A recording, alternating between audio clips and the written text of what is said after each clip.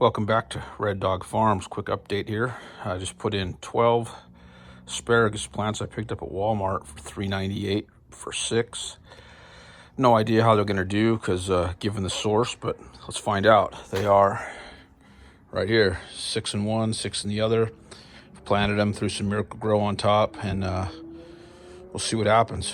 Some of them look like they were showing a little root growth on the bottom, maybe 3 out of the 12, so we'll see.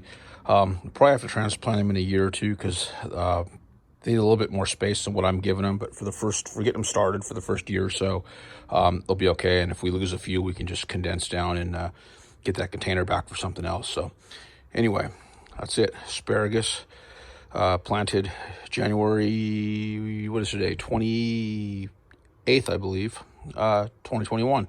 So stick around for updates as the season goes along. Appreciate you watching. Appreciate if you subscribe, if you share it with one friend. Thanks a lot.